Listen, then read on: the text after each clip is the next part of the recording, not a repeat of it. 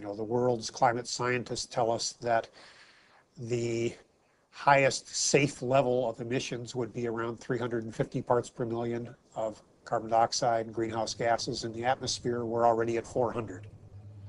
They tell us that the sort of safest we could hope to do without having perilous implications as far as drought, famine, human conflict, major species extinction would be about a 2 degrees Celsius increase in temperature.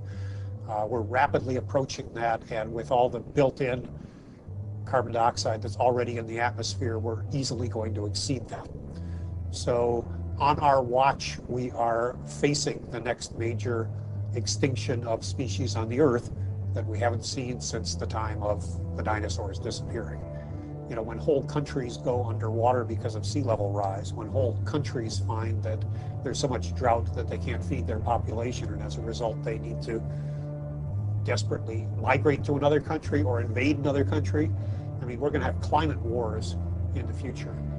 And what about livestock and animal agriculture? Well, what about it?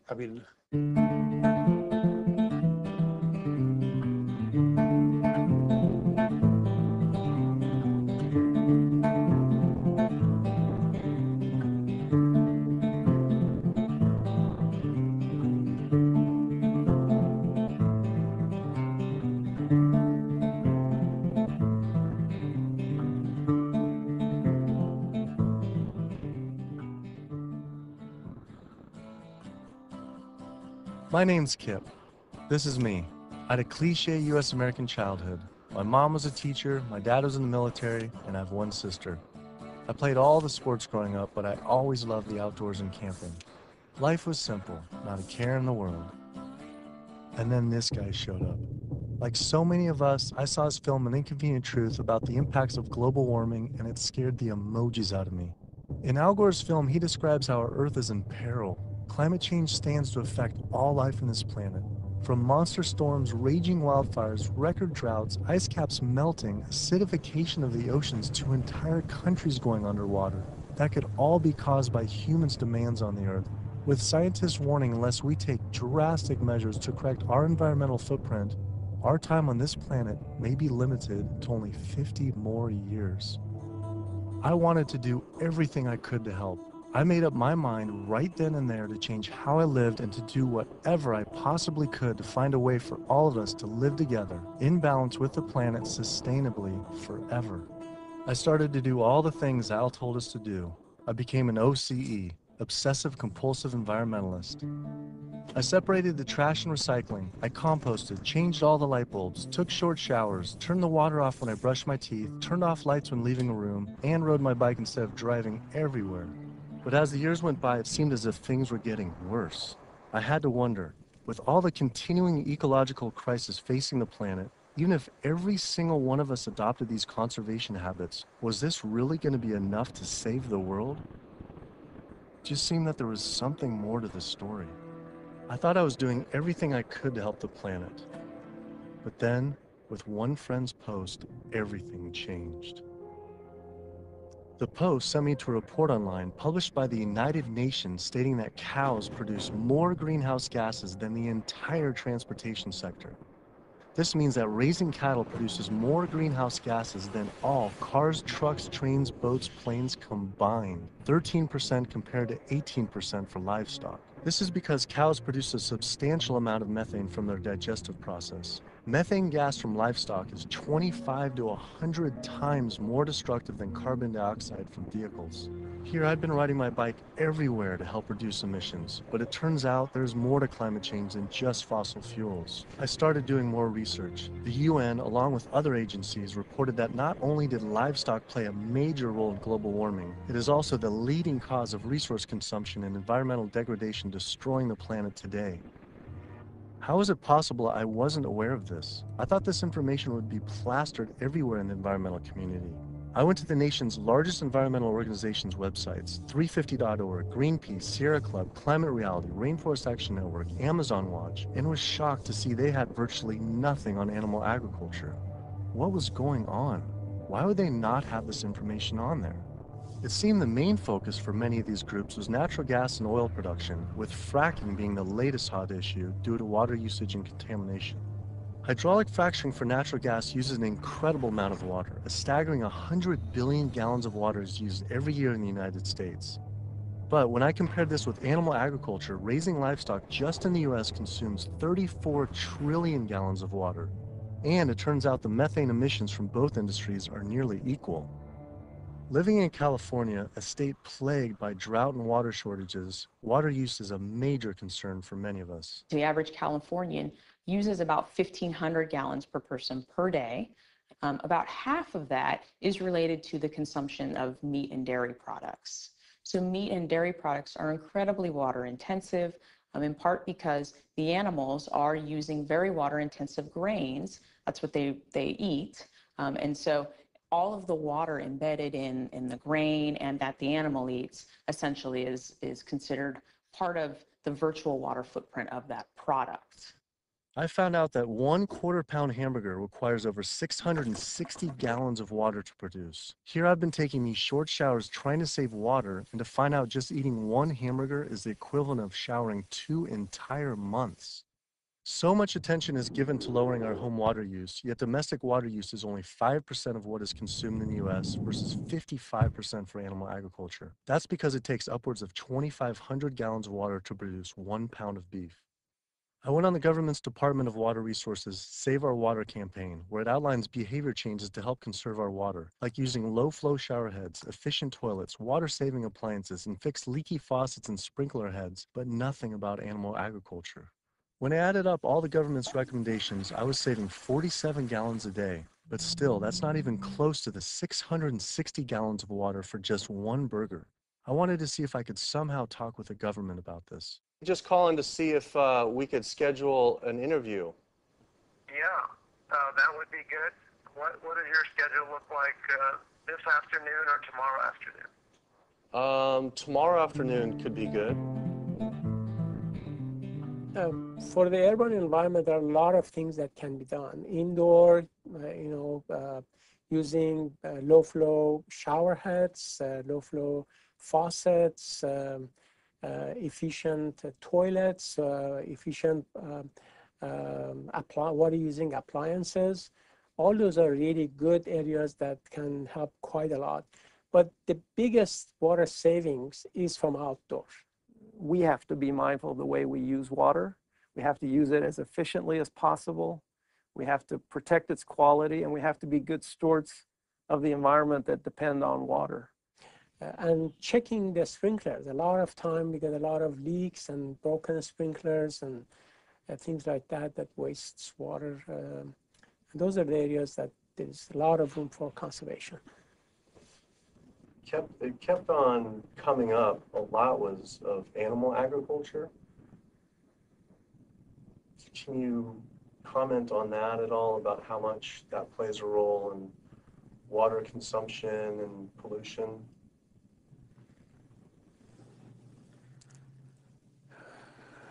That's, that's not my area. One study that found that 1 pound of beef, 2,500 gallons of water. Yeah. Yeah. Eggs is 477 gallons of water, and cheese almost 900 gallons. I mean, I guess it's one simple, why isn't it on Save Our Water? Just, it's kind of like if you went to someone's house and my neighbor has a faucet, dripping, and then you see this giant hose turn full blast until 660 gallons of water are shooting out into the street, flooding the entire street. I think I would say, hey, turn that off, please. It seems like it's a huge thing that we could be doing by far more than anything else. Just like if that is really the case. I think that the water footprint of animal husbandry is greater than other activities. There's no ifs, and, or buts about it.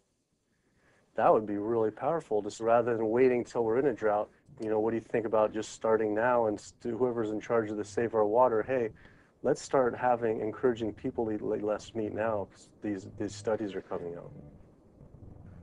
I don't think that'll happen. Why? I don't think that'll happen. Why? Because of the way government is set up here. That's interesting, though. Why though?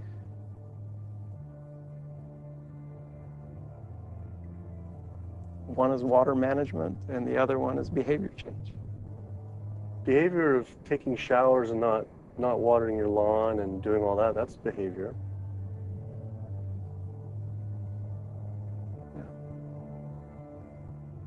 Wow.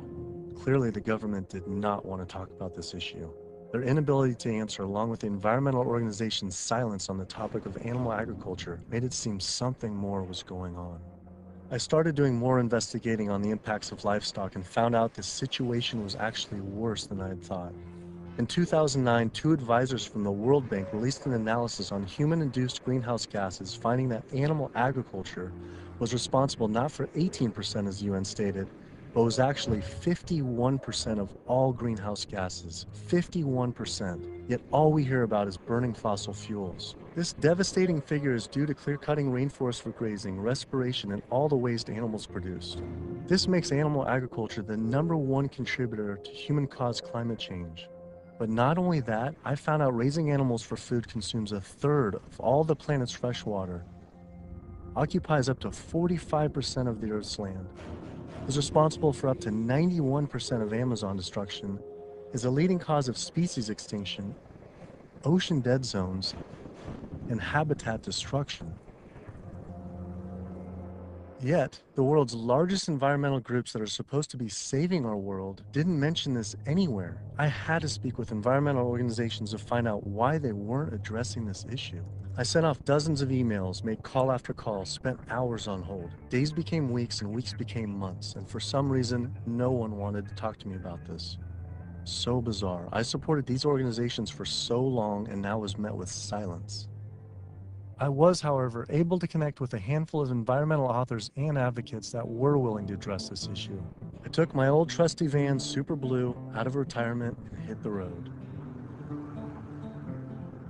So my calculations are that without using any gas or oil or fuel ever again from this day forward, that we would still exceed our maximum carbon equivalent greenhouse gas emissions, the 565 gigatons, by the year 2030, without the electricity sector even, or energy sector even factored in the equation, all simply by raising and eating livestock. If you reduce the amount of methane emissions, the level in the atmosphere goes down fairly quickly and within decades, as opposed to CO2. If you reduce the emissions to the atmosphere, you don't really see a signal in the atmosphere for 100 years or so. The single largest contributor to every known environmental ill known to humankind: deforestation, land use, water scarcity, the destabilization of communities, world hunger. The list doesn't stop. It's an environmental disaster that's being ignored by the very people who should be championing. Free-living animals made up, 10,000 years ago, made up 99% of the biomass. And human beings, we only made up 1% of the biomass. Today, only 10,000 years later, which is really just a fraction of time, we human beings and the animals that we own as property make up 98% of the biomass. And wild, free-living animals make up only 2%. We've basically completely stolen the world, the earth, from free-living animals to use for ourselves and our cows and pigs and chickens and factory farm fish. And the oceans have been even more devastated. Concerned researchers of the loss of species agree that the primary cause of loss of species on our Earth that we're witnessing is due to overgrazing and habitat loss from livestock production on land, and by overfishing, which I call fishing, in our oceans. And we're in the middle of the largest mass extinction of species in 65 million years. The rainforest is being cut down at the rate of an acre per second. And the driving force behind all of this is animal agriculture, cutting down the forest to graze animals and to grow soybeans, genetically engineered soybeans to feed to the cows and pigs and chickens and factory farm fish. 91% of the loss of rainforest in the Amazon area thus far to date, 91% that's been destroyed, is due to raising livestock. The leading cause of environmental destruction is animal agriculture. I just couldn't understand why the world's largest environmental organizations were not addressing this when their entire mission is to help protect the environment. But that's the thing too, is they say, use less coal, ride your bike, eat less meat. Yeah. I think they focus grouped it and it's a political loser. In terms of, yeah, because they're membership organizations, a lot of them. They're looking to maximize the number of people making contributions, and if they get identified as being anti-meat or challenging people on their everyday habits, that's something that's so dear to people that it will hurt with their fundraising. They do not want to address the primary driving cause of environmental devastation, which is animal agriculture, because they're businesses and they want to make sure that they have a reliable source of funding. I was invited to a meeting with Al Gore some years ago now, and made these methane arguments. He was really pushed back, and that's just his argument. It's hard enough to get people to think about CO2. Don't confuse them. I think that the problem with a lot of organizations that are focused and have a laser focus don't go off message because they don't want to piss off another whole group of people that will make their lives difficult. If you listen to the majority of the major environmental organizations, they're not telling you to do much besides live your life the way you've been living it, but change your light bulb from time to time, drive less, use less plastic, recycle more. It's better for their fundraising and better for their profile to create a victim and perpetrator sort of plot line. It's like when we talk about the fact that when we have a dysfunctional family and the father's an alcoholic, that's the one thing no one talks about. Everybody goes around that, and yet it's the one thing that's causing the devastation in the relationships in the family, because no one wants to talk about it. How could these organizations not know? I mean, the issue is right in front of them. It's unmistakable at this point. And just like these organizations, they're falling over themselves to show the general public that climate change is human caused. And in doing so, they completely fail to see what's right in front of them, that animal agriculture, raising and killing animals for food, is really what's killing the planet. That was it. No more emails, no more phone calls. I had enough. I realized if I wanted answers, I would have to go to these organizations' headquarters in person. Hi, how's it going? We're doing a full-length feature documentary, and it's on sustainability and animal agriculture plays a role. And we're seeing if we can talk to David Barr. Yeah. Okay. Do you have an appointment with him? We've been trying for it's almost 2 months, and we haven't even had one receptive email or anything. So we're seeing if we can just set something up. Let me just go. They sent out their PR person instead. She refused to be filmed and told us to turn off the camera, but promised someone from their rainforest, ocean, and climate change departments would all speak with us, finally. Next stop was to give Sierra Club a visit. Turns out they were a bit more receptive to me showing up at their doorstep. Hey, how's it going? With the climate change, what's the leading cause of that? Well, it's basically burning too many fossil fuels. So coal, natural gas, oil, tar sands, oil shale, all these new exotic fuels that are kind of hybrids between them. But that's basically what is loading up the atmosphere. So we have this greenhouse effect where the heat is getting trapped and the temperatures are soaring at a rate that has never existed in the history of the Earth. And what about livestock and animal agriculture? Well, what about it? I mean, you want to do it? Just research. A couple of the UN report says it's more. Livestock accounts for more than all transportation put together. A recent 2009 World Watch report, livestock causes 51% of all greenhouse gas emissions. Yeah, well, it is a big issue, and we need to address that as well. But, there's just so many different potential sources of methane and carbon emissions. If the number one leading cause is animal agriculture and meat consumption, then doesn't that need to be the number one focus, if not the number two? Well, That's your assessment. Our assessment is different. That was bizarre. So Greenpeace got back to me today and said, "It was great to meet with you yesterday. I've spoken with various people here at Greenpeace about your request, but I'm afraid we're not going to be able to help this time. Thanks again, and we wish you the best of luck." Greenpeace's response reminded me of the statistic that 116,000 pounds of farm animal excrement is produced every second in the United States alone. That is enough waste per year to cover every square foot of San Francisco, New York City, Tokyo, Paris, New Delhi, Berlin, Hong Kong, London, Rio de Janeiro, Delaware, Bali, Costa Rica, and Denmark combined.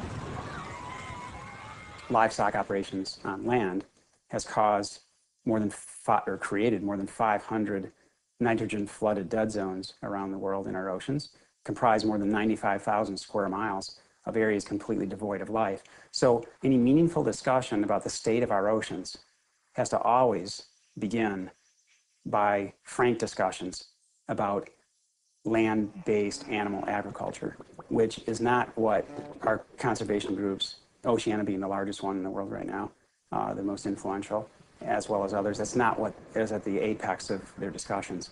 I went on my favorite ocean protection organization's website, Surfrider Foundation, to see what they were doing about this. Mostly what I found were campaigns about plastic bags and trash, but nothing about animal agriculture. What is the number one coastal water quality issue polluter?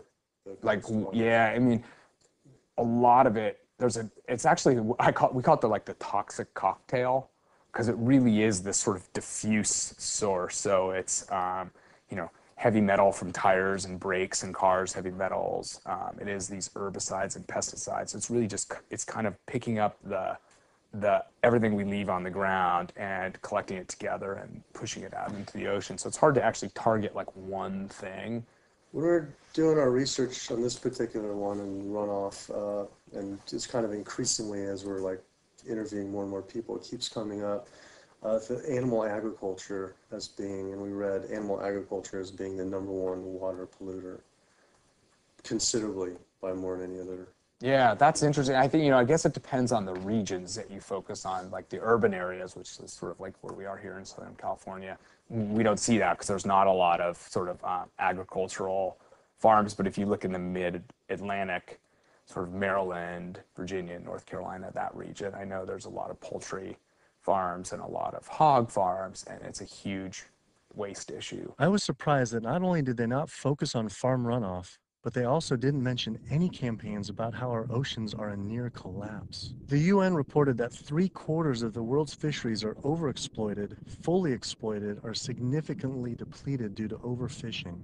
The oceans are under siege like never before, and marine environments are in trouble. And if we don't wake up and do something about it, we're going to see fishless oceans by the year 2048. That's the prediction from scientists. The fact that when people look at fishing, sometimes they're only looking at the fact of the animals who are actually consumed by humans, and we're not necessarily looking at all the animals who are caught in the drift nets, all the other animals who are killed in the industry. And when you look at even the shrimping industry has done a lot to devastate the planet as well in terms of breaking down natural barriers that we have to protect the islands. We're at over 28 billion animals were pulled out of the ocean last year. They're not ever given a chance to recover. They can't recover. They don't multiply that quickly. They don't, they don't come back. We're not giving them an opportunity. The oceans are in complete collapse. The large fish species are nearing extinction. The way fishing is done today to feed the demand for 90 million tons of fish is primarily through massive fish nets. For every single pound of fish caught, there's up to 5 pounds of untargeted species trapped, such as dolphins, whales, sea turtles, and sharks, known as bykill. If we were to imagine this same sort of practice happening on the African savanna, targeting gazelle, but in the process scooping up every single lion, giraffe, ostrich, and elephant, nobody would stand for it. Yet, this is what is happening in our oceans every single day. Between 40 and 50 million sharks each year are killed in fishing lines and fishing nets as bykill. then their fins might be cut off or not cut off, but they're caught initially as bykill, and it's from fishing. It's from fishing in a sustainable manner, in many cases, for fish that are labeled sustainable by, for instance, Oceana and these sustainable certified organizations. So my thought is that why would we want to stop at banning shark fin soup if you're concerned about sharks, which all these organizations are, and most of the public at large is now. If we really are concerned about sharks, we would ban fishing. I went on the world's largest ocean conservation group's website, Oceana, to see what they were doing about this. On their site, along with a TED Talk by CEO Andy Sharpless, I was astounded to read they actually recommend that one of the best ways to help fish is to eat fish. With the world's fish population in near collapse, this seems like saying the best way to help endangered pandas is to eat pandas. I couldn't understand how Oceana could say we could remove close to 100 million tons of fish per year, and that could somehow be sustainable and good for our oceans. Many of the species that are nearing extinction have done so, are being ravaged and becoming nearly extinct in a declining fashion and haven't recovered on the watch of Oceana and on the watch of Marine Stewardship Council, and very much on the watch of Monterey Bay Aquarium Seafood Watch, which, I mentioned in one of my lectures. That's, they're aptly named because that's what they're doing. They're sort of watching this happen instead of, aggressively halting it.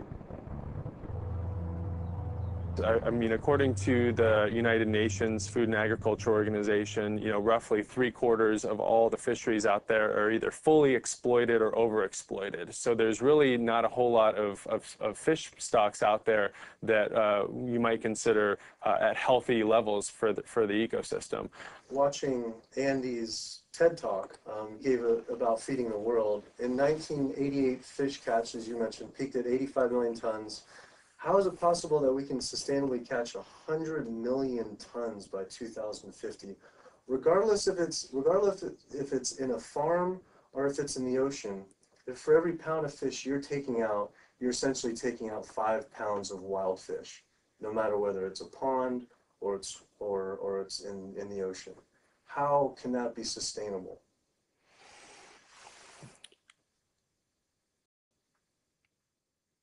The ultimate question, right, is that there is a tremendous amount of natural production that is, basically coming out of the oceans all the time. So we have a massive amount of upwelling from our ocean conveyor belt that's bringing up, ancient 1,000-year-old nutrients, and our ecosystems are turning that into fish. Yes, they're eating each other, and you're losing some of that production every step up in the food chain, but you get more every year. You can fish and take some out, and next year there will be more. And if we do that right without ultimately hitting the fundamental driver, it's sort of like living off the interest, right? As long as you don't bring your principal down, right, if you're investing in something, as long as you're not hitting into that principal and your principal remains high, you could potentially live off the interest forever. And that's the basic idea with fish. With our population right now, what we're doing is if it's 75% depleted, the fishery is now depleted. And it's a good analogy with money. We're not living off our interest. We're in extreme debt. And if our population who's trying to live as a family on the same amount of money, and it's increasing 35% to 9 billion people, right. Isn't it just, hey, we got to stop spending money? Yeah. We need to stop eating fish. Well, if you could bring the principle back. Fishing of any type is depleting not only the species, but you get into this serial depletion where one fish species will be minimized, and the fishing industry for that fishery will move on to the next species. And it's called serial depletion, aptly named. And in the process, so the fish are being lost, not only the species is being lost, but the next in line is being lost, and then the mechanism is still extremely destructive. So they're losing the fish species, but it needs to be kept in mind they're also destroying habitat. I think they came up with this term, sustainable fishing, to make ourselves feel good about eating fish and continuing to take fish out of the oceans, when in fact, really, it's Sea Shepherd's position that there is no such thing as sustainable fishing. Seafood is not a protein source for a sustainable protein source for the feeding of the planet, for the people on the planet. It's just not. People don't want to hear it because that makes them feel like they have to take action. They have to stop doing something, and a lot of people don't want to, and people don't want to, they don't want to put it out there because it's uncomfortable. They don't want to propose to tell people what to do, but we're at a point where we all have to be cognizant and we have to realize we have to take an action. Our founder, Captain Watson, likes to say, if the oceans die, we die. That's not a tagline, that's the truth.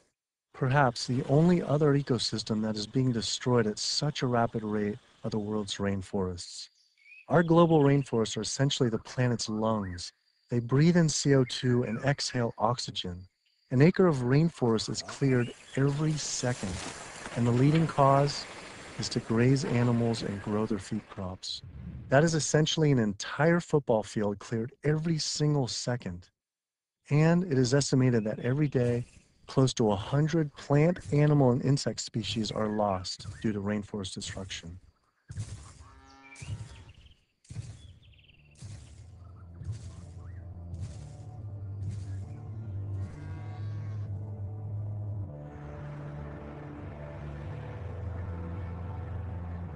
What is the leading cause, absolute leading cause of rainforest destruction? Human intervention into rainforests is the leading cause. And so it's either for logging or it's for agribusiness. And that's when you're looking at the top global drivers, it will vary a bit by the rainforest that you're talking about. But the way that we're choosing to use these natural resources on a large industrial scale is the leading driver. When I went on Rainforest Action Network's website, I couldn't believe I didn't see anything about cattle. But I did see they had a large campaign against palm oil. Palm oil plantations are causing tremendous deforestation in the Indonesian rainforest. It is estimated that palm oil is responsible for 26 million acres being cleared.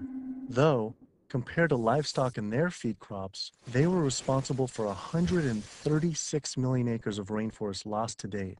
But on their website, I was shocked to find cattle was not included as one of their 4 main key issues.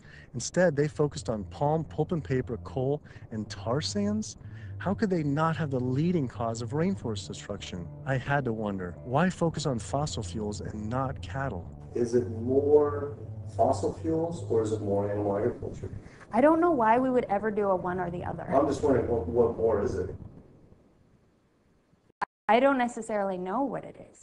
Could the executive director of one of the world's largest rainforest protection groups honestly not know what was going on? Or even worse, were they hiding it on purpose? And if so, why? I immediately went to Amazon Watch to see if they would say what the leading cause of rainforest destruction truly is. The most biologically and culturally diverse place on the planet is under massive attack right now. The Amazon rainforest itself could be gone in the matter of the next 10 years. What is the leading cause of rainforest destruction?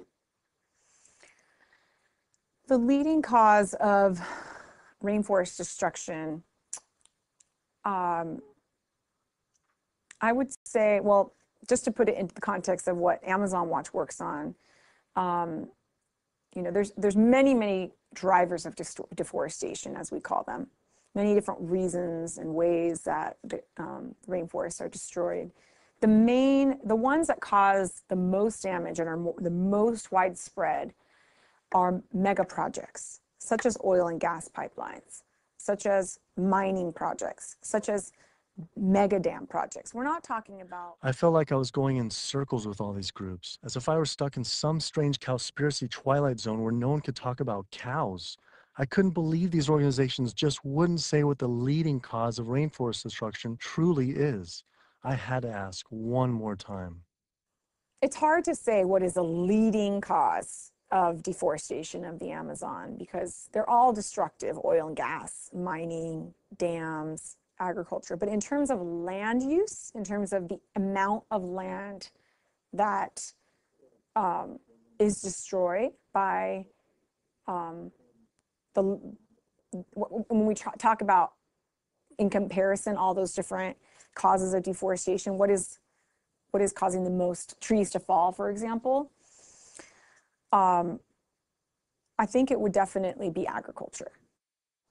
Unfortunately, one of the biggest causes of deforestation definitely in the Brazilian Amazon is agribusiness, cattle grazing and soy production in particular.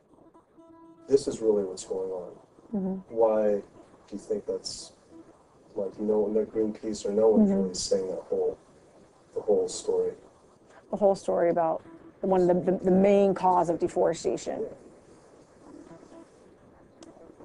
And I think you brought up some really good points about why isn't anybody doing anything about this? And I think in Brazil in particular, I think when we look at what happened after the forest code was passed, and people who were standing up against the lobbyists and the interests, the special interests, the cattle industry, the agribusiness industry, what was happening to them? A lot of people who were speaking out got killed. And if you look at, say Carlos, you look at Claudio, there's people who are putting themselves out there and saying, cattle ranching, is destroying the Amazon. A lot of those people were really putting themselves out there. And look at Dorothy Stang, the nun who lived out in Pará, who was killed. A lot of people will speak up. A lot of people just keep their mouths shut because they don't want to be the next one with the bullet to their head. Sister Dorothy Stang was a U.S.-born nun living in the heart of the Brazilian rainforest. Her life's work was to protect the Amazon. She spoke out openly against the destruction of rainforests from cattle ranching for years. Walking home one night, she was brutally gunned down at point-blank range by a hired gun from the cattle industry.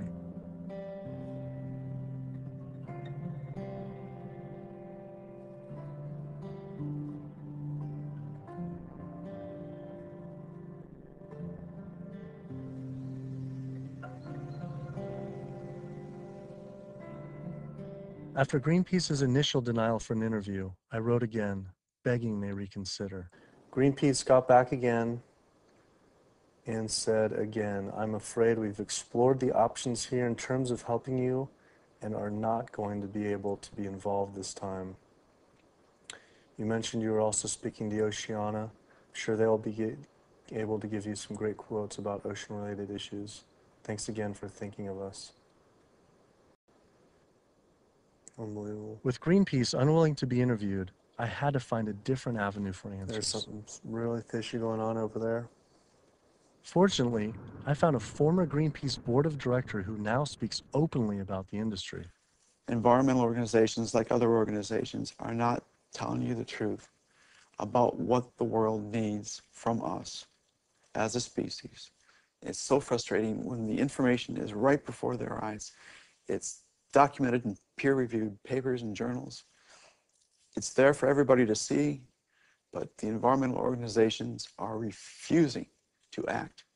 Nowhere do you find in their policies, and nowhere do you find in the Greenpeace mission that diet is important, that animal agriculture is the problem. They are refusing, like other environmental organizations, to look at the issue. The environmental community is failing us, and they're failing ecosystems. And it's so frustrating to see them do this. NRDC, the Earth's best defense.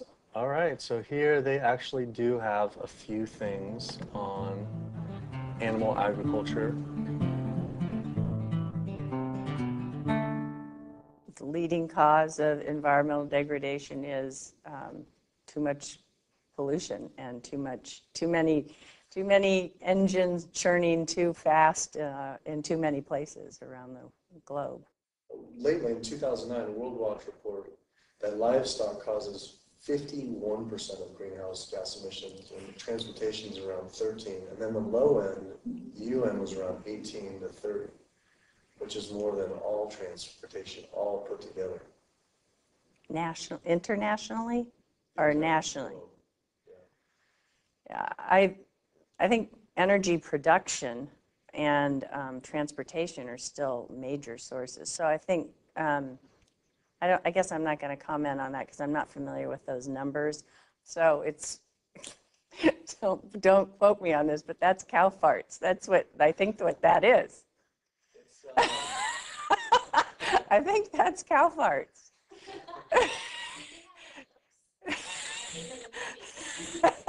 Well, that's part of the story.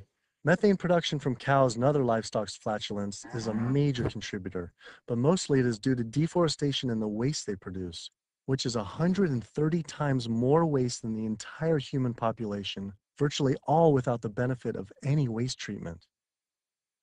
NRDC absolutely, as I said, has a big food program. In fact, we just, every year we do the Growing Green Awards, and we recognize food innovators. And this last year, one of the awardees was a sustainable pork producer, actually, that doesn't use any antibiotics, and also the antibiotic use that industrial food production in the United States uses right now. Is, we're giving the majority of antibiotics in the United States are administered to healthy livestock. I wanted to visit one of these sustainable farms. I found the Markegard grass-fed beef farm on the lush, misty California coast.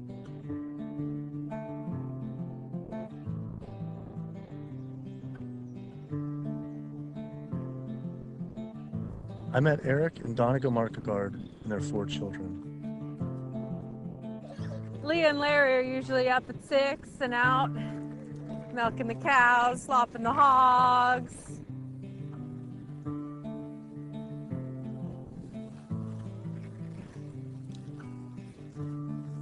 Altogether, we graze about 4,500 acres, and this is our home ranch, and this is 952 acres of that. On average, it's about 1 cow or cow and a calf per every 10 acres. We would produce annually roughly 80,000 pounds of finished plate-ready meat.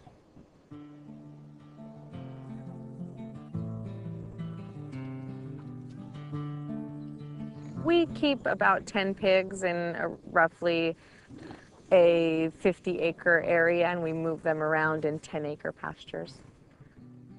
Some people think that pigs are dirty and gross, but I really like them. They know people, and they'll be friends and really nice.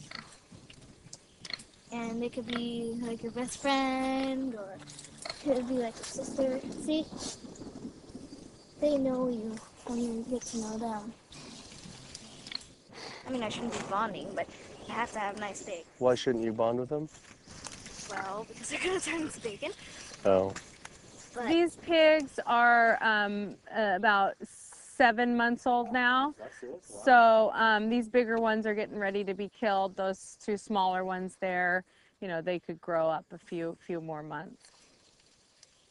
I love animals, and that's why I'm in the meat business. It's what more of society needs to see, is that packaged piece of meat is a living animal, living and breathing creature that, yeah, it's hard. But like what Donegal said earlier, we do it because we love them. With the land use, there's anywhere between, with industrial, as low as 2 to 2.5 acres per cow, all the way up to some, depending, it's not as lush as this, up to 35 acres. Yeah, we have a ranch in South Dakota that's 50 acres. 50 acres per. Yeah, it's about 50 acres, yeah. And why is that? Same thing, it was just farmed and robbed of all the nitrogen, the land also was abused, seasonal, and right? It's also seasonal. Is it possible, and is it practical for the whole world to, say, have grass-fed cattle? And like, say, Brazil, where 80%, supposedly 80% of the rainforest was destroyed for cattle. What are your thoughts on that? They shouldn't be eating beef.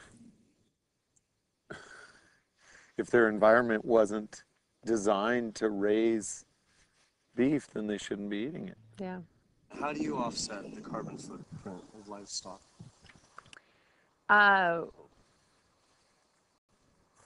We don't feel like livestock have a carbon footprint.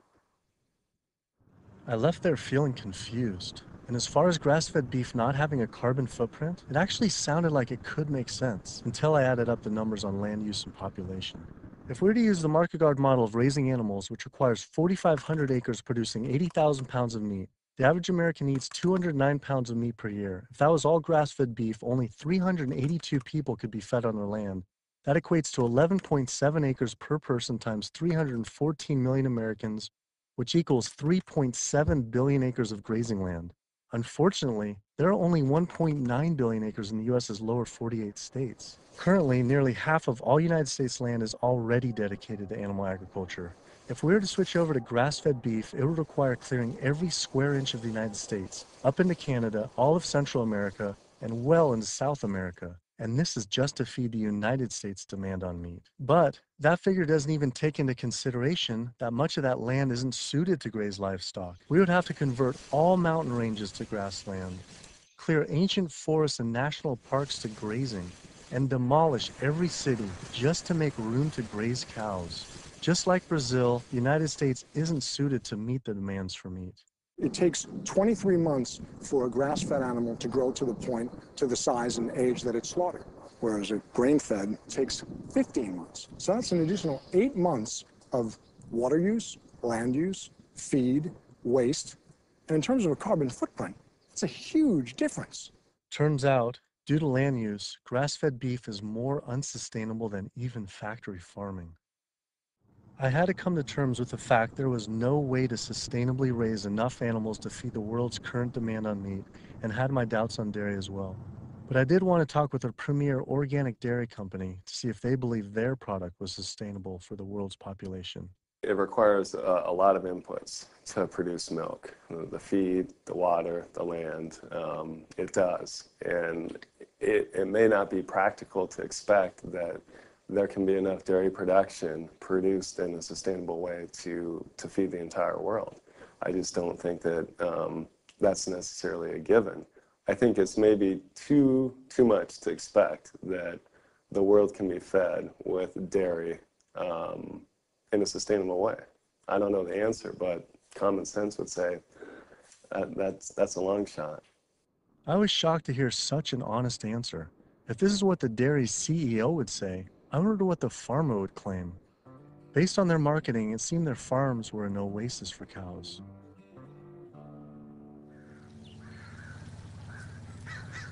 It was not what I expected.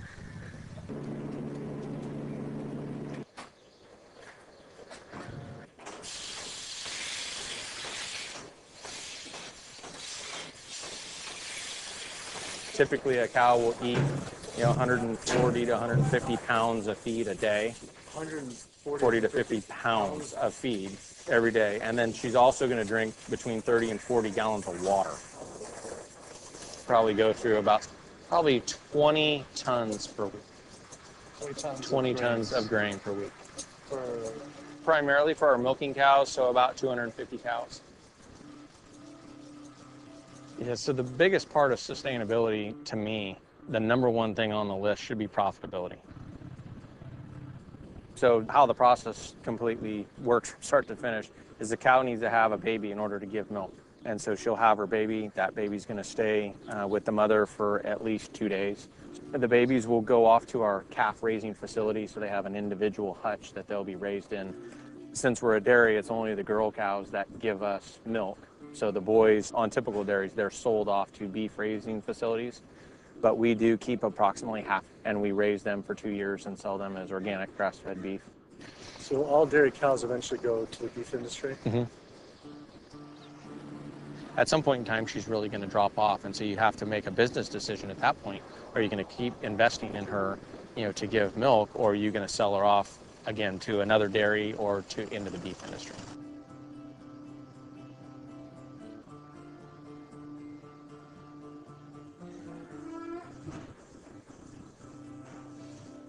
There's very few places on this planet that have this type of environment. But the demand on dairy-based protein in the world is only going to increase. And there's not enough land on the planet to do this type of dairying around the world. It's just the environment is not going to be that way. The land's not there. So I guess on a global scale, a conclusion would be dairy is not sustainable. Unless we start digging up houses and putting pastures back. The only way to start digging up houses and development is to have less people. We only know that population is going to continue to grow. So that means more commercial dairying, I'm sure. Either that or some low demand by the people. Yeah, or some other product's going to take its place. I mean, we see there's all sorts of soy milks and almond milk and a lot of other products that are coming out, and different blends. Where you take juices and proteins, and I think you'll see a lot more of that. He was right. How could cow's milk be sustainable? For when 1 gallon of milk, it takes upwards of 1,000 gallons of water to produce. Doing research on grass-fed livestock, I kept coming across the work of Alan Savory. Almost a third of the planet's land is becoming desert, with the vast majority due to livestock grazing. Savory claims that the best way to reverse this desertification is to actually graze more animals. This reminded me of Oceana saying the best way to help fish is to eat fish. This is the same man during the 1950s working as a research officer for the game department of what is now Zimbabwe, came up with a theory in spite of scientific evidence that actually elephants were the cause of desertification there. And his solution was convincing the government to kill 40,000 elephants. Yet, after 14 years of relentless slaughter, the conditions only got worse. His theory was wrong. The culling finally ended, but not until tens of thousands of elephants and their families were killed. This is not someone I would ever take ecological advice from.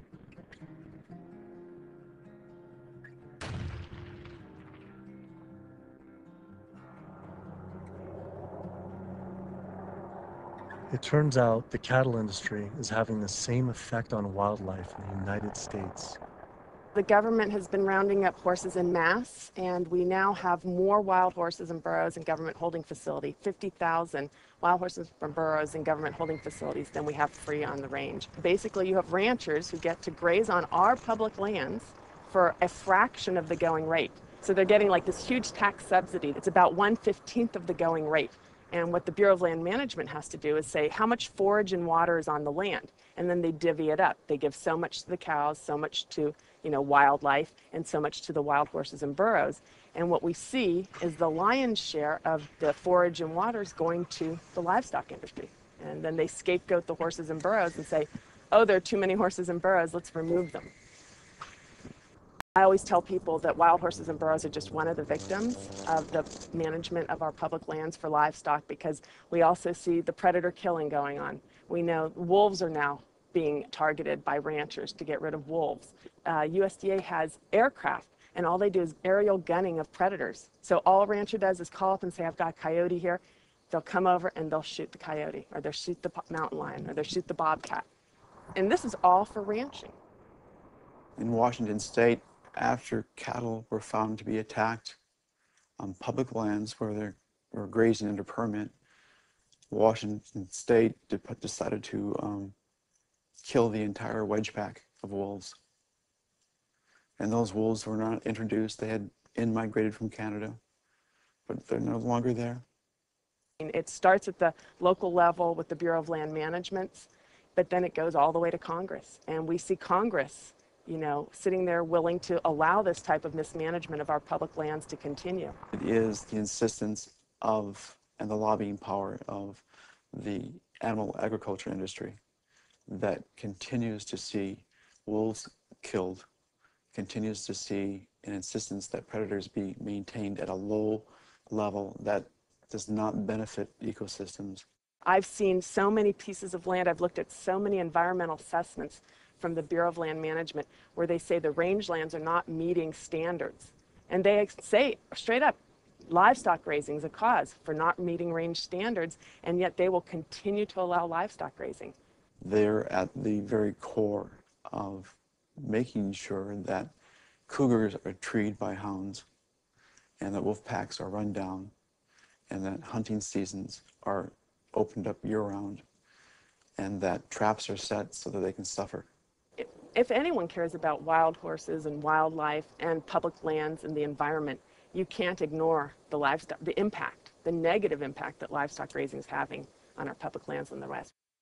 I've added up the costs of animal food production that the producers don't actually bear themselves. These are the hidden costs or the externalized costs that they impose on society.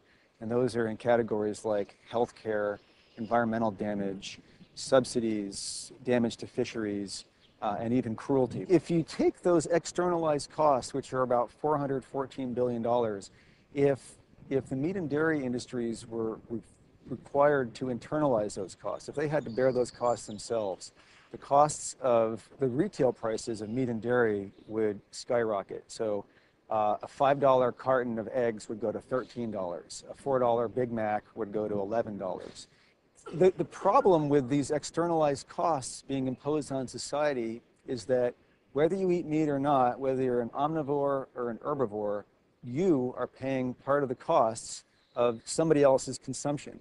So that when somebody goes into a McDonald's and buys a Big Mac for $4, there's another $7 of costs that's imposed on society. I'm paying that. You're paying that, whether you eat meat or not. When you really look at who's benefiting and who's lobbied for this system of agriculture, it's the largest food producers in the country and the largest meat producers. And once they become so large and wealthy, then they can dictate the federal policies around producing food because they have so much political power. Was this why Al Gore, even during his vice presidency, never addressed the issue of animal agriculture and failed to talk about it in his film, An Inconvenient Truth, or his organization, the Climate Reality Project? Was this truth just too inconvenient for even him? I felt let down by the man who inspired me on this entire path. I knew I needed to talk to an animal agriculture lobby group to see what they had to say. If they could silence the government, are they influencing and possibly have connections to these environmental groups as well? Animal Agriculture Alliance, one of the biggest livestock lobby groups in America, has agreed to an interview. Greenpeace won't give us an interview, but Animal Agriculture Alliance has agreed to an interview. Now that is saying something. People hear the word GMOs and that's a really scary term, and again, I think agriculture has kind of struggled to explain what that means, but in reality, what we've done is to use technology to make advancements in how we raise crops and how we raise animals. We're not going to feed the world, going back to how it was 100 years ago where all the animals were, pasture fed. We didn't just move animals inside and just implement these large vertically integrated systems because of sustainability. It certainly reduces the environmental impact while improving animal well-being and food safety. So they're saying that animals like it just as much being inside, say the chickens and the cows like being just as much inside as pasture grass-fed? In a lot of cases, it's been a significant improvement in their well-being, just in terms of the amount of care they can get, individualized care. Does the meat and dairy industry ever support or donate to environmental nonprofits? I don't know that I would want to comment on that. Yeah, I don't. I don't know. I don't know that we would know what they donate to or don't donate to. Does meat and dairy industry ever support or donate to, say, Greenpeace? Again, I don't know that I would feel comfortable. Hey, sorry we didn't get back to you earlier. I have some bad news. Unfortunately, we are no longer able to fund your film project. We had a meeting, and due to the growing controversial subject matter, we have some concerns and have to pull out. Why was this subject so controversial? The first person I could think to speak with was Howard Lyman, who had been sued by cattlemen for simply speaking the truth about animal agriculture on the Oprah Winfrey Show. I was born on the largest dairy farm in the state of Montana in 1938. Grew up my entire life on a livestock farm, went to Montana State University, got a degree in agriculture, came back and started a mega agriculture endeavor where I had 10,000 acres of crop, 7,000 head of cattle, and about 30 employees. So I spent 45 years of my life in animal agriculture, and so I've been there, done that. When I was on the Oprah show, we had the food disparagement law. Now, the food disparagement law, in my opinion, was unconstitutional, but what it basically said, that it was against the law to say something you knew to be false about a perishable commodity. I didn't say anything on the Oprah show I thought to be false. I went there and told the truth. Now, it took 5 years and hundreds of thousands of dollars to end up extricating myself from the suits from the cattle industry. But if I was to go on the Oprah show today, say exactly the same thing today that I said back then, I would be guilty. And for me, when they were talking about the food disparagement law, it was the fact of whether I told the truth or not. You can go today and tell the truth, and you will be guilty, because if you cause a disruption in the profits of the animal industry, you're guilty under the Patriot Act.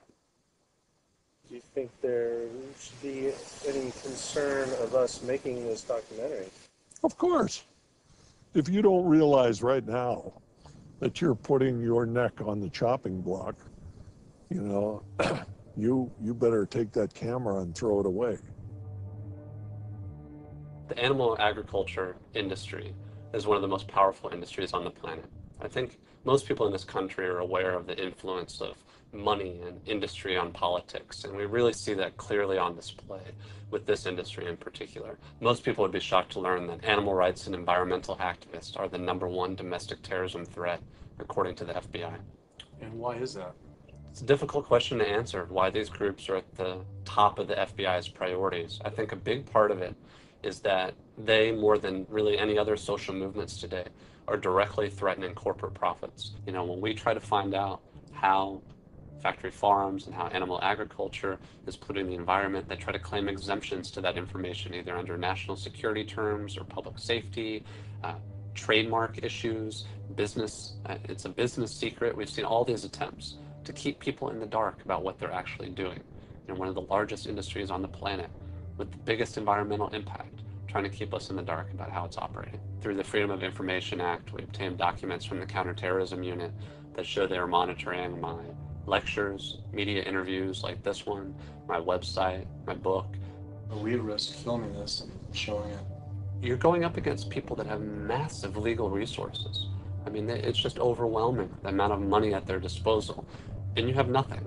And I think that fear is a big part of the tactic as well. Will was right. I was scared. When I learned about the activists being killed in Brazil, I was disturbed, but I felt removed. But to learn about American activists and journalists being targeted by the industry and FBI, my funding being dropped, I was genuinely worried and it hit close to home. Was this why no one was willing to talk about the issue? I decided to take precautionary measures with all the footage I shot.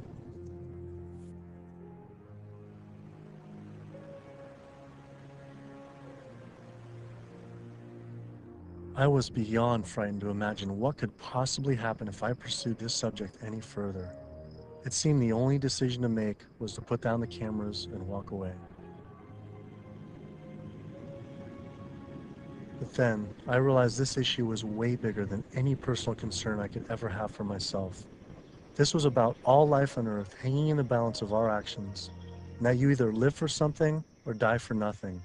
And I actually had no choice all along. I decided then to surrender not to fear from a secret, but rather to a cause towards truth. I couldn't be like these environmental organizations and sit silently while the planet was being eaten alive right in front of our eyes. I had to stand up and continue on.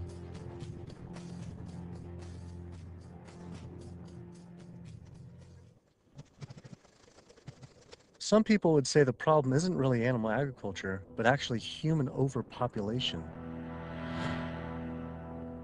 In 1812, there were 1 billion people on the planet. In 1912, there were 1.5 billion. Then, just 100 years later, our population exploded to 7 billion humans. This number is rightly given a great deal of attention, but an even more important figure when determining world population is the world's 70 billion farm animals humans raise. The human population drinks 5.2 billion gallons of water every day and eats 21 billion pounds of food.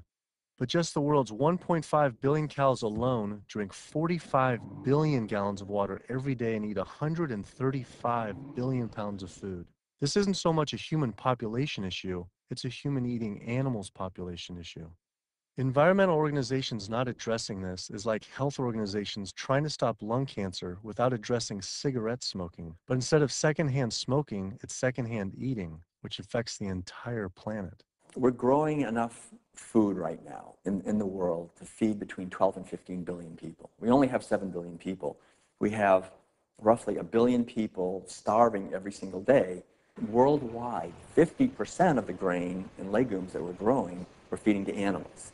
So they're eating huge amounts of grain and legumes. And in the United States, it's more like closer to 70, 80, depending on which grain it is, about 90% of the soybeans.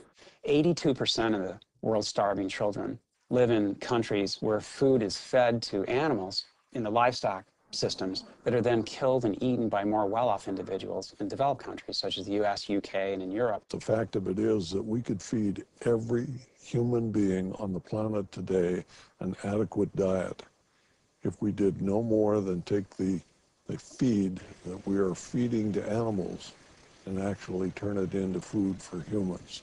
And so somebody trying to justify GMOs, that's like trying to give a drowning man a drink of water. You can produce, on average, 15 times more protein from plant-based sources than from meat on any given area of land, whether it's using the same type of land, whether it's a very fertile area in one area of the world or it's an area that's depleted. If we would reduce the amount of meat we're eating and dairy and eggs, we could allow all these monocropped fields of genetically engineered corn and soybeans to revert back to forest again, to be habitat for animals. You know, anytime somebody tells you that we can't grow food for humans on the land that we're growing feed for animals, this is somebody that is smoking the #1 crop out of California. The fact of it is, if you can grow corn to stuff down the throat of an animal, you can actually grow corn and feed it to a human. You encourage people to eat less meat and for the tremendous resources required and the toll on the environment. And on the animals.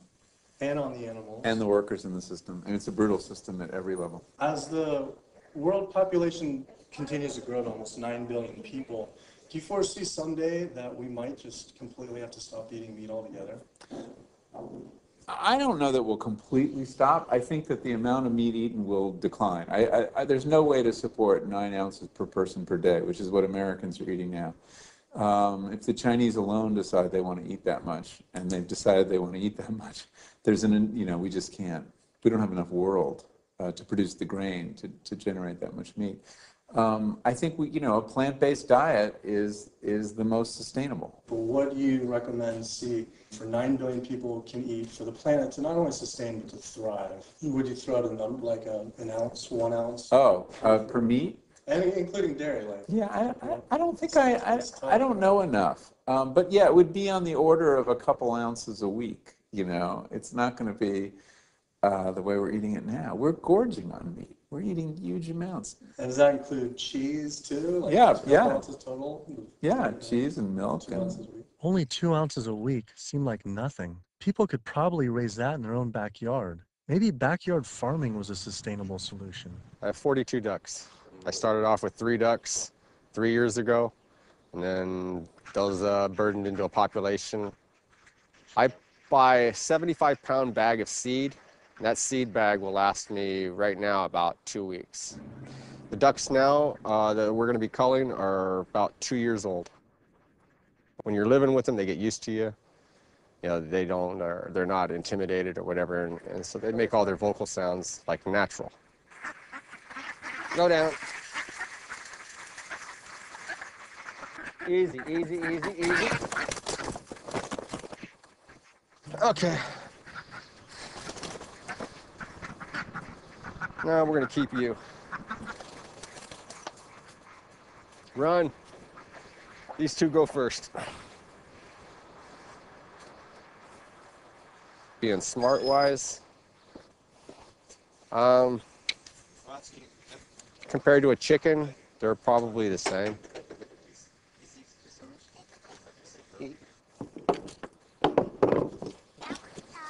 Yeah, he is. Alrighty. Okay. Right there.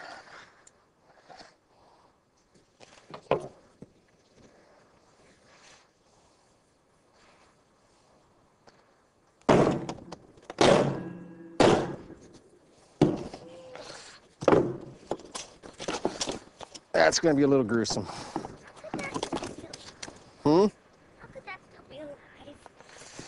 They're not.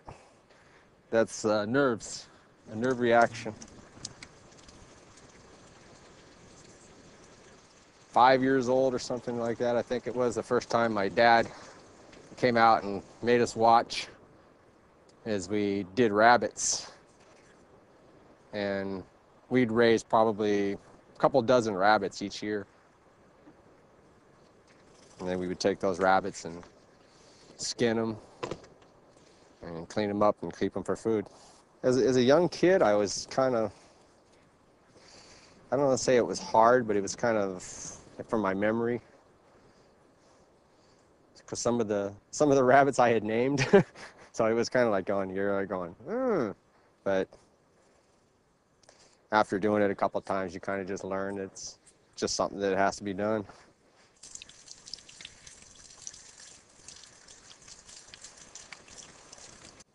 Not the fingers. I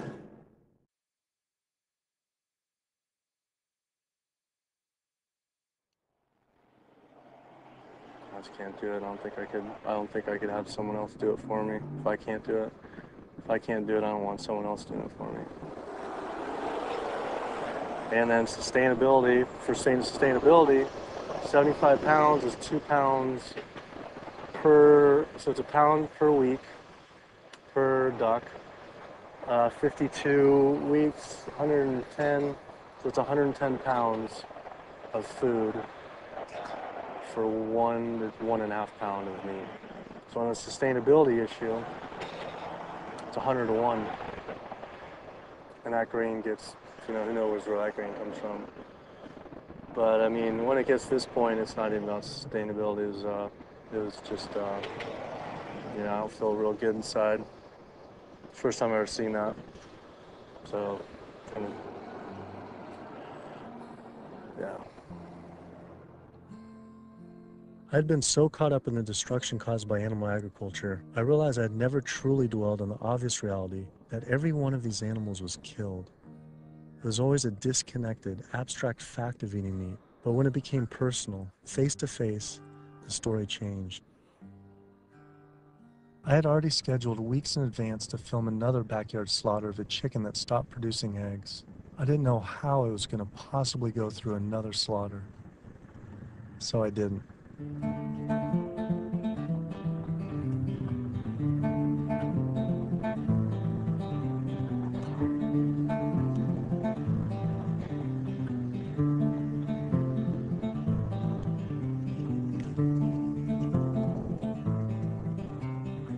Animal Place is a farm animal sanctuary in Northern California that focuses on rescuing animals from the animal agriculture industry. A lot of people don't realize that meat breed chickens, like this guy behind us, they're generally slaughtered at about 42 days old, whereas chickens that are bred for egg production are killed when their productivity starts to decrease, when they start laying less eggs.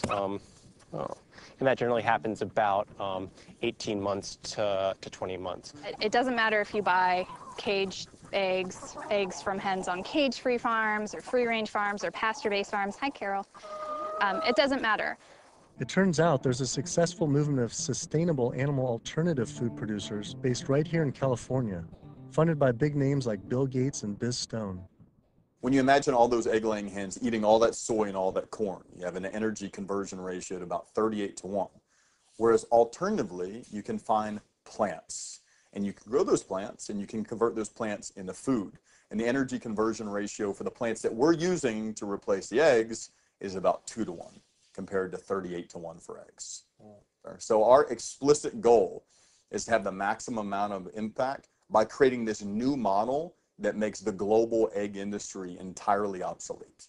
We're making the omega products and proving that we can make better tasting food that's great for you, and it takes 1/20th of the land and resources that dairy do. If I could tell you that you could have the fiber structure of meat, the satiating bite of meat, the protein, and all the nutritional benefits of meat without actually having animal protein itself. And by doing that, you could address climate change. You could address the human health epidemics that we're seeing.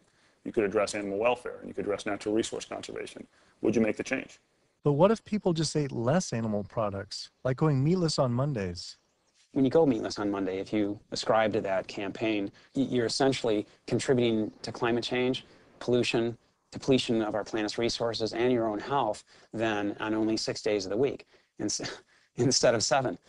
You're creating a false justification, clearly a false sense of justification for what you're doing on those other 6 days of the week. So in other words, we really shouldn't be resting on our laurels of what you do right only 1/7 of the time.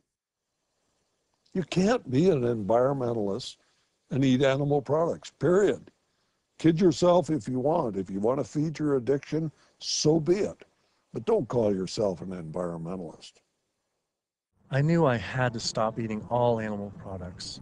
I wanted to help the planet be sustainable, but I needed to sustain myself. I had doubts about being healthy and not eating meat, dairy, and eggs. All I knew was a standard American diet I grew up on. Is it even possible to be a healthy vegetarian or vegan? Is it possible to be a healthy vegetarian or vegan? I became vegan for, 32 years ago now. And I run several miles every day. I go biking 40, 50 miles through the countryside. I work long hours. I feel great. It's nice waking up in a light, trim body every day. And so many of my vegan friends and patients, are just, they're thriving since their transition to a vegan diet. So yes, and I've seen vegan moms go through healthy vegan pregnancies and deliver healthy vegan children and raise them to tall, full-size, intelligent vegan adults. And yes, certainly all the nutrients are there in the plant kingdom to do this. That is correct. Think anyone should be consuming dairy? I really don't. When you think about it, the purpose of cow's milk, I did most of my growing up on a dairy farm in Wisconsin. The purpose of cow's milk is to turn a 65-pound calf into a 400-pound cow as rapidly as possible. Cow's milk is baby calf growth fluid. That's what the stuff is. Everything in that white liquid, the hormones, the lipids, the protein, the sodium, the growth factors, the IGF, every one of those is meant to blow that calf up to a great big cow. It wouldn't be there. And whether you pour it on your cereal as a liquid, whether you clot it into yogurt, whether you eat it into cheese, whether you freeze it into ice cream, it's baby calf growth fluid.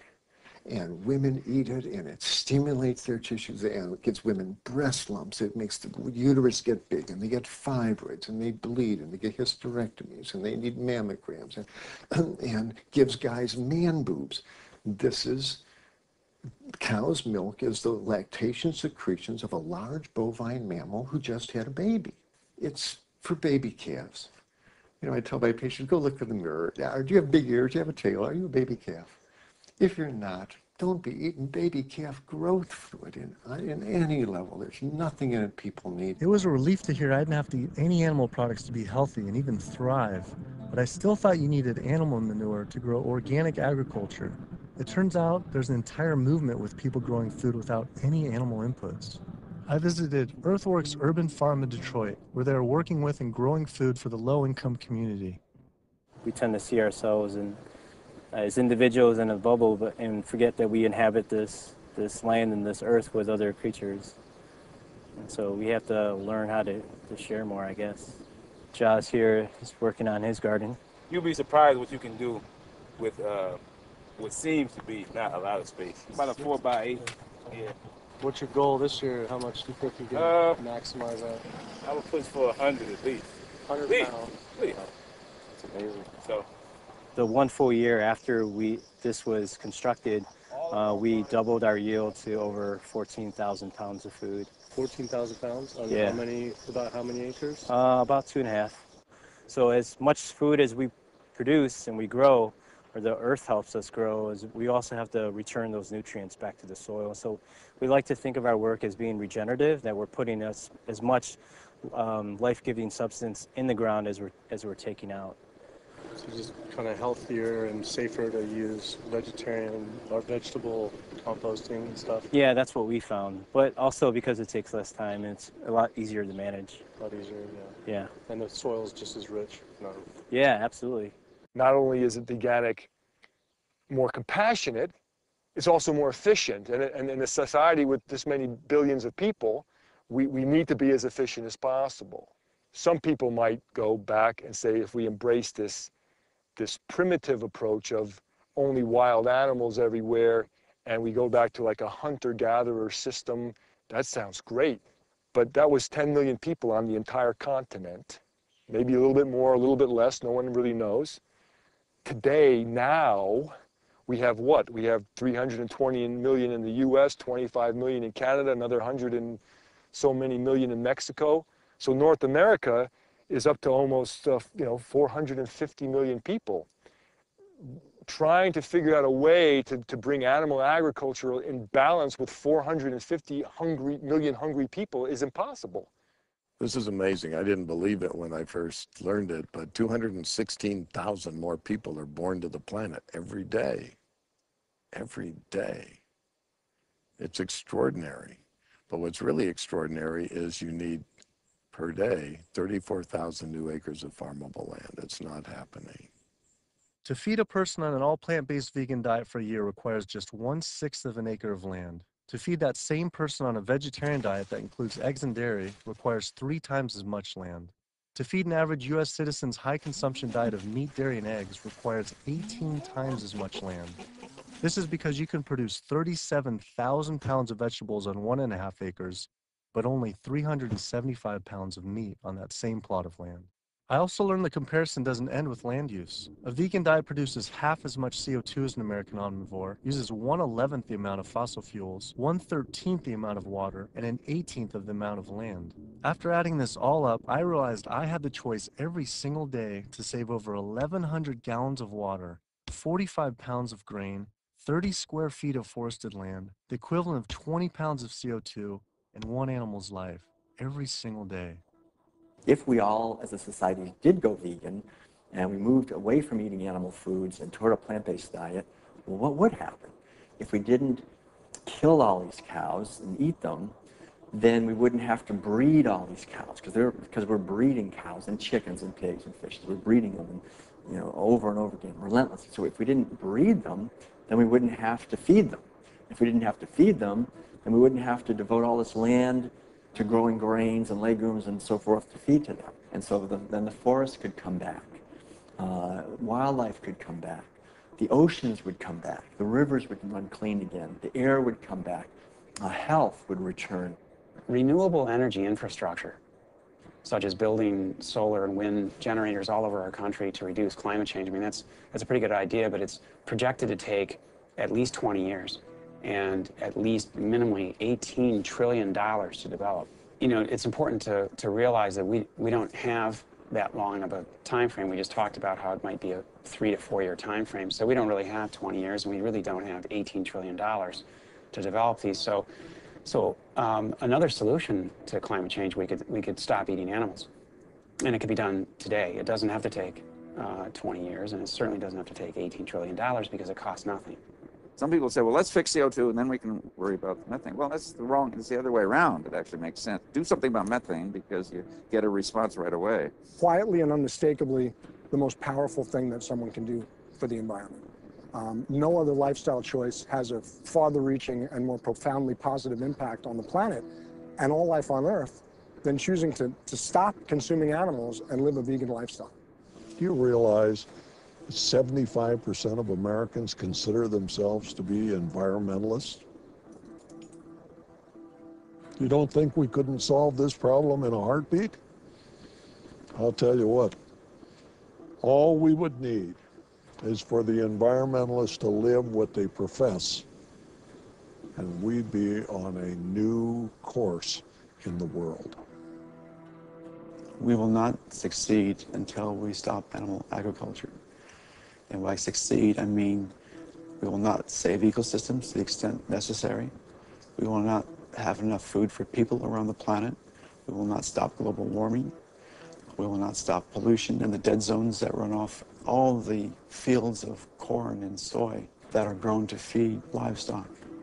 And we will not stop the hunting of wolves and other predators. Now, organic farming is one major positive step in the right direction, but we need to keep walking. We need to get beyond organics. We need to get to sustainability. When you take the animal out, well, you also take the greenhouse gas issue out, and you take the food safety issues out, and you take some of the other externalities related to food scarcity. But one thing that's amazing is, I think you put our values back in. You put values like compassion and integrity and kindness, values that are natural to human beings. You put that in. You build that back into the story of our food. And I think as this begins to progress, I think it also helps people to pause before they eat that egg, before they eat that steak, before they eat that chicken nugget, and ask themselves, is that really what they want? Or do they actually want something more?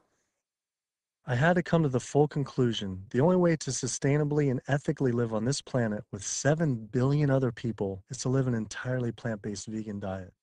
I decided instead of eating others, to eat for others. At first, like these environmental groups, I was afraid of what it'd mean to change, but now I embrace it. All this talk about sustainability sounded like our planet was on some sort of life support, and I don't want her to simply survive or to sustain, but to thrive. Life today is not about sustainability, it's about thrivability. She's given so much to us for so long, it was time to give back. 108% of everything we have. It felt good. It was in alignment. And we see this movement not just about providing cheaper, inexpensive food that everyone can have, but also a spiritual move. A move towards understanding who we really are and how we can really connect to each other.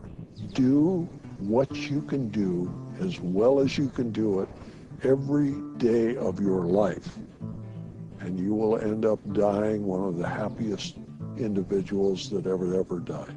We become part of a gathering momentum of other people that's happening. This is really what's happening. This is the news. Selflessness is a nice way to be. It has all these benefits for yourself as well as the planet and other people. So it's a beautiful way to live. Ecologically, it just feels better. This is about massively transforming how our society eats because it's a necessity. It's acting on what we know and acting kindly and gently on the whole planet and with other people to accomplish the goals of living better. We can do it, but we have to choose to do it. You can change the world. You must change the world.